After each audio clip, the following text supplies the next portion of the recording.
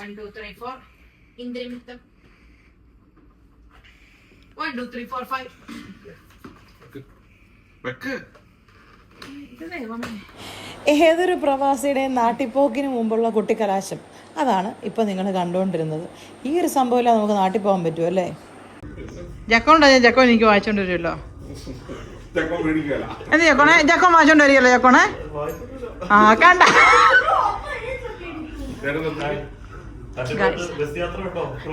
നിങ്ങൾക്ക് ഇവരൊക്കെ കണ്ടാൽ ഇരട്ടകളാന്ന് തോന്നുമെങ്കിലും ഇവരെ ഇരട്ട. ശരിക്കും പറഞ്ഞാൽ നാട്ടിൽ പോകുന്നതിനകത്ത് ഞങ്ങൾക്ക് എല്ലാവർക്കും ജോലിയും സ്കൂളും ഒക്കെ ഉണ്ടായിരുന്നതാണേ. അതുകൊണ്ട് പിന്നെ ജോലി കഴിഞ്ഞ് വന്നിട്ട് എല്ലാം മെടിപടി എന്നുള്ളൊരു പായ്ക്കിങ് പോരുന്നത്. നമ്മൾ എത്ര നേരത്തെ ഒരുങ്ങിയാലും പണി തീരത്തില്ലെന്നേ. അപ്പോൾ ഞങ്ങൾ റെഡിയായി എയർപോർട്ടിലോട്ട് പോവാണ്. അപ്പോൾ ശരി, ഇനി നാട്ടിൽ വെച്ച് അല്ല നാട്ടിലല്ല അബുദാബി വെച്ച് കാണുമ്പോൾ. അങ്ങനെ പെട്ടിയെല്ലാം പാക്ക് ചെയ്ത് നമ്മൾ റെഡിയായി. ഇനി കുറച്ച് നേരം പ്രാർത്ഥനയാവാം അല്ലേ? പോകുന്നതിന് മുമ്പായിട്ട് എന്തായാലും പ്രാർത്ഥിച്ചിട്ട് വേണമല്ലോ ഇറങ്ങാനായിട്ട്. എൻ്റെ ഈശോ, ഞങ്ങൾ പോകുന്ന വാഹനത്തെ, ഫ്ലൈറ്റിനെ, അതിലെ യാത്രക്കാരെല്ലാം സമർപ്പിച്ച് പ്രാർത്ഥിക്കുന്ന എൻ്റെ ഈശോയെ. അങ്ങനെ പോരുന്നതിന് മുമ്പ് തമ്പുരാനെ കാര്യങ്ങളെല്ലാം പറഞ്ഞു ഏൽപ്പിച്ചു. ഇത്രയും വർഷമായിട്ട് ഫ്ലൈറ്റിൽ പോകുന്നതാണേലും ഫ്ലൈറ്റിലെ യാത്ര അതൊരു ടെൻഷൻ നിറഞ്ഞ യാത്ര തന്നെ അല്ലേ? അപ്പം എങ്ങനെയാ നമ്മളെല്ലാവരും ഒന്നിച്ചു പോവല്ലേ നാട്ടിലോട്ട്? വാ കൂടെ പോരെ, നമുക്ക് ഒന്നിച്ചു പോവാവേ. നമ്മൾ നാട്ടിലോട്ട് പോവാണ്. ഇനി നാട്ടിൽ വെച്ചാണ് നമ്മുടെ അംഗം. നാട്ടിൽ വെച്ച് കാണാം കേട്ടോ. എയർപോർട്ടിലോട്ട് പോവുക. 11 മണിയായി.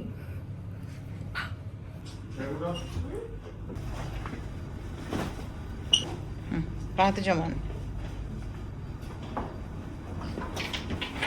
നമ്മൾ എയർപോർട്ടിലോട്ട് നമ്മുടെ തന്നെ വണ്ടിക്കാണ് പോകുന്നത്. അതുകൊണ്ട് തന്നെ നമ്മളെ ആരും കൊണ്ടുവിടാനും സ്വീകരിക്കാനും യാത്രയാക്കാനും ഒന്നുമില്ല. നമ്മുടെ ഫ്ലൈറ്റ് ഏർലി മോർണിംഗ് 2 o'clock അപ്പോൾ നമ്മുടെ വീട്ടിൽ നിന്ന് നമുക്കൊരു 11:30 ആകുമ്പോഴത്തേനും 11 മണി കഴിഞ്ഞപ്പോൾ ഇറങ്ങിയാൽ മതിയായിരുന്നു. അങ്ങനെ ഞങ്ങൾ പെട്ടിയെല്ലാം വണ്ടിയിൽ കയറ്റി.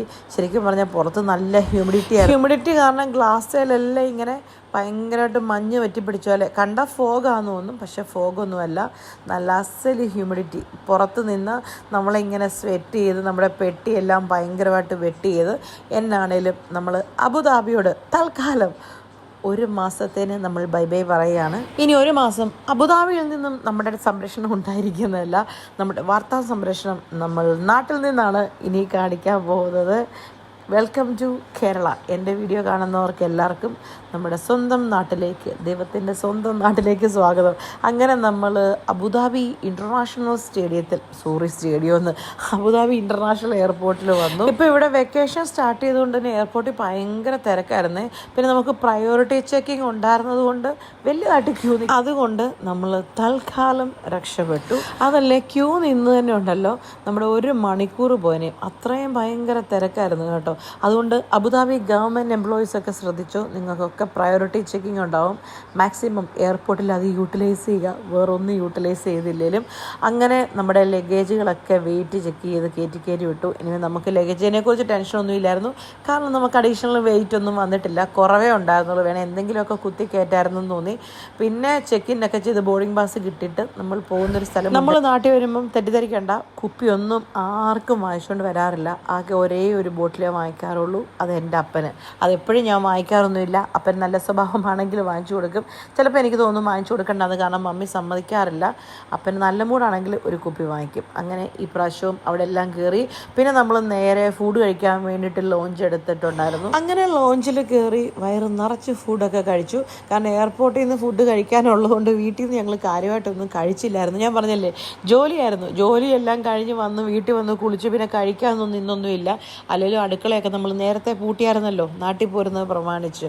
അങ്ങനെ ഫുഡെല്ലാം കഴിച്ച് കഴിഞ്ഞപ്പോഴത്തേനും കറക്റ്റ് സമയമായിരുന്നു കേട്ടോ. നമ്മുടെ എന്താ പറയുക, നമ്മുടെ ഫ്ലൈറ്റ് എത്തിഹാദായിരുന്നു. എത്തിഹാദ് ടു കൊച്ചി. കണ്ടില്ലേ സ്ക്രീനിൽ ഓൾറെഡി ലാസ്റ്റ് കോൾ മെസ്സേജ് വന്നു കഴിഞ്ഞു. അതല്ലെങ്കിൽ നമുക്ക് സ്ഥിരമുള്ളതാണ്, ലാസ്റ്റ് കോളിലേ കയറത്തുള്ളൂ. അങ്ങനെ നേരെ ഫ്ലൈറ്റിൽ കയറിയപ്പോഴേ പുതപ്പൊക്കെ തന്നു, ബ്ലാങ്കറ്റൊക്കെ കിട്ടി പുതച്ചിരിക്കാൻ. അങ്ങനെ ഫ്ലൈറ്റ് എടുക്കാൻ സമയമുള്ളതുകൊണ്ട് ജസ്റ്റ് ഈ ഫുട്ബോൾ കണ്ടുകൊണ്ടിരിക്കുമായിരുന്നു. കാരണം അന്ന് രാത്രിയായിരുന്നു സുഹൃത്തുക്കളെ അർജൻറ്റീന മറഡോണയുടെ കളി, നമ്മൾ ആ കളി എൻ്റെ ആളിൽ മിസ് ചെയ്തു. കാരണം നമ്മൾ ഫ്ലൈറ്റിൽ കയറി നമ്മൾ നോക്കുമ്പോൾ ഫ്ലൈറ്റ് എടുക്കുന്നതിന് മുമ്പ് തന്നെ മെസ്സി ഒരു ഗോൾ അടിച്ചായിരുന്നു കേട്ടോ. അതുകൊണ്ട് അത് കാണാൻ പറ്റും. അത് കഴിഞ്ഞ് ഫ്ലൈറ്റിൽ കയറി കഴിഞ്ഞിട്ടുള്ള അടുത്ത എൻ്റർടൈൻമെൻ്റ് ആണ് ഈ ഒരു സാധനം, ഫുഡ്. ഞാൻ എപ്പോഴും പറഞ്ഞ പോലെ അന്നമാണ് ഉന്നം എന്ന് ഈ പ്രാവശ്യം ഇല്ലായിരുന്നു. കാരണം നമ്മൾ എയർപോർട്ട് ലോഞ്ചിൽ നിന്ന് നന്നായിട്ട് കഴിച്ചായിരുന്നു. പക്ഷേ അവർ ഉറങ്ങിക്കിടന്ന് നമ്മളെ കുത്തിപ്പൊക്കിതേ നിങ്ങളുടെ ഫുഡെന്ന് പറഞ്ഞതുകൊണ്ട് അത് കഴിക്കാമെന്ന് വിചാരിച്ചു. നമുക്ക് ചിക്കൻ കറിയും ചിക്കൻ ബിരിയാണി അല്ലായിരുന്നു, റൈസ്, ചിക്കൻ കറി, ഡാൽ കറി, പിന്നെ എന്താണ് കുറച്ച് സാലഡ്, പിന്നെ ഒരു ബ്രെഡ്, പിന്നെ ഒരു ഡെസേർട്ട്, പിന്നെ വാട്ടർ, അങ്ങനെ എന്തൊക്കെയോ സാധനങ്ങളായിരുന്നു കേട്ടോ. എനിവേ ഞാൻ കഴിച്ചു, ജസ്റ്റിൻ കഴിച്ചു, എന്നാലും ഫ്ലൈറ്റുള്ള. പക്ഷേ കൊച്ച് കഴിച്ചേ ഇല്ല. ഇവിടെ നല്ല പൂക്കുറ്റി ഉറക്കമായിരുന്നു. സ്കൂളൊക്കെ കഴിഞ്ഞ് വന്നതല്ലേ. ഫുഡെല്ലാം കഴിച്ച് കഴിഞ്ഞ് പിന്നെ ഞങ്ങൾ നല്ല സൂപ്പറായിട്ട്. പണ്ടൊക്കെ ആണെങ്കിലും ഫ്ലൈറ്റിൽ കയറി കഴിഞ്ഞ് എക്സൈറ്റ്മെൻ്റ് ആണോ ടെൻഷനാണോ കിടന്ന് ഉറക്കം വരത്തില്ലേ, ആ 4 മണിക്കൂർ ഇങ്ങനെ കണ്ണും പിടിച്ചിരിക്കുകയായിരുന്നു. പക്ഷേ ഇപ്പം അങ്ങനെയൊന്നും അല്ല. പ്രത്യേകിച്ച് ജോലിയും കഴിഞ്ഞ് വന്നുകൊണ്ടാന്ന് തോന്നുന്നു ഫ്ലൈറ്റ് ടേക്ക് ഓഫ് ചെയ്യുന്നതിന് മുമ്പ് തന്നെ ഞാൻ ഉറങ്ങിപ്പോയി. ഞാനും ജസ്റ്റിൻ ജെയ്ഡും ഉറങ്ങിപ്പോയി. ടേക്ക് ഓഫ് ചെയ്തൊന്നും ഞങ്ങൾ അറിഞ്ഞു പോലും ഇല്ല കേട്ടോ. അത്രയും സുഖത്തിൽ കിടന്ന് ഉറങ്ങി. എനിക്ക് ഉറക്കമൊക്കെ കഴിഞ്ഞ് കണ്ണു തുറന്നപ്പോഴത്തേനും നമ്മുടെ പൈലറ്റിൻ്റെ അനൗൺസ്മെൻറ്റ് വന്നു, we are going to land Kochi എന്ന്. അപ്പോഴത്തേനും പിന്നെ നമ്മൾ എഴുന്നേറ്റു. അത് തന്നെയല്ല, പിന്നെ നമുക്ക് ഫ്ലൈറ്റ് വെച്ചിട്ട് ഒരു പേപ്പേഴ്സൊക്കെ ഫില്ല് ചെയ്യാൻ വേണ്ടിയിട്ട് അവർ തന്നു. കാരണം ഇപ്പോൾ ഈ എംബോളയുടെ പ്രശ്നങ്ങളൊക്കെ ഉള്ളത് കൊണ്ട് എയർപോർട്ടിൽ നല്ല സ്ട്രിക്റ്റ് ചെക്കിംഗ് ഉണ്ട്. നമ്മൾ പക്ഷേ അത് ഓൺലൈനിൽ ഓൾറെഡി ചെയ്തിട്ടുണ്ടായിരുന്നത് കൊണ്ട് കുഴപ്പമില്ല.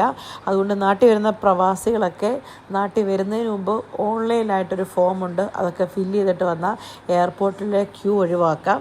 അങ്ങനെ നമ്മൾ നോക്കിയപ്പം നമ്മുടെ നേരെ താഴെ നമ്മുടെ കൊച്ചി നമുക്കിങ്ങനെ തെളിഞ്ഞ് കാണാം കേട്ടോ.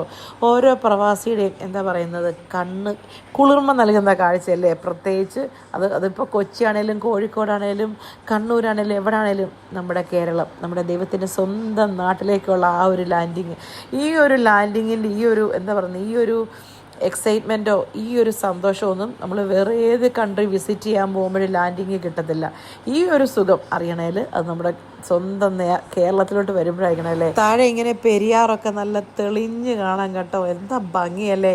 ഭംഗിയുടെ മാത്രമല്ല ആ പച്ചപ്പും ആ ഹരിതാഭയും ആ എന്താ പറയുന്ന ആ മേഘങ്ങൾക്കിടയിൽ കൂടെ നമ്മുടെ ഫ്ലൈറ്റ് ഇങ്ങനെ താഴോട്ട് ലാൻഡിങ്ങിന് വേണ്ടിയിട്ട് ആ പോകുമ്പോഴത്തെ ഒരു വികാരം അതെത്ര പറഞ്ഞാലും മനസ്സിലാകുകയില്ല. അതെത്ര പോയാലും നമ്മൾ ആദ്യമായിട്ട് നാട്ടിലോട്ട് തിരിച്ചു വരുന്ന ആ ഒരു സെയിം എക്സ്പീരിയൻസ് ഇല്ലേ, അതാ എനിക്കിപ്പോഴും കേട്ടോ. നിങ്ങൾക്ക് അങ്ങനെയാണോ എന്ന് പറയണേ.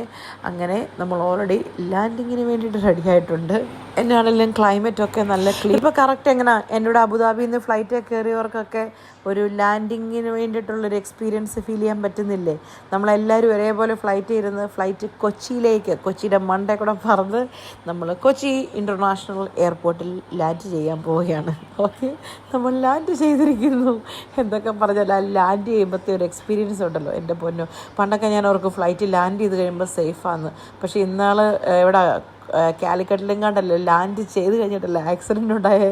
അത് കഴിഞ്ഞാൽ പിന്നെ എനിക്ക് അതും ഒരു പേടിയാണ് കേട്ടോ. ഫ്ലൈറ്റ് സത്യം പറഞ്ഞാൽ ബ്രേക്ക് ഇട്ട് നിന്ന് കഴിയുമ്പോഴാണ് പിന്നെ ഒരു ശ്വാസം നേരെ വീഴുന്നത്.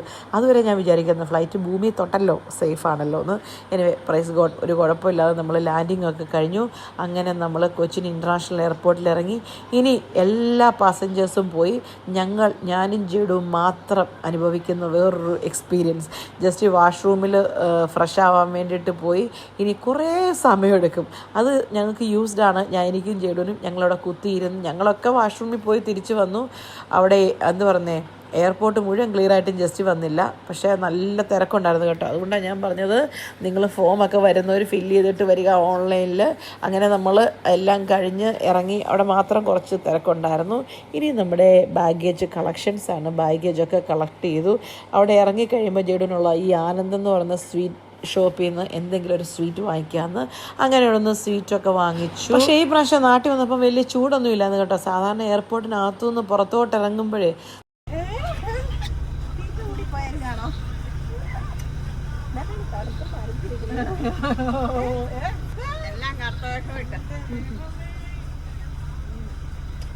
എന്നെ പോലെ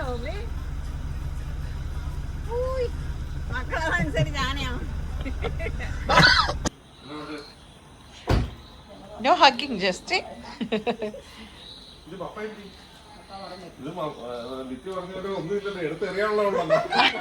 അതെ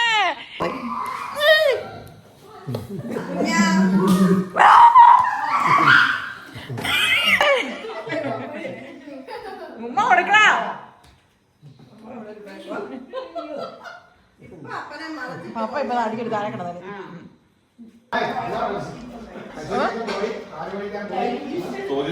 അപ്പോൾ ഞങ്ങൾ സക്സസ്ഫുള്ളി നാട്ടിൽ വന്നു.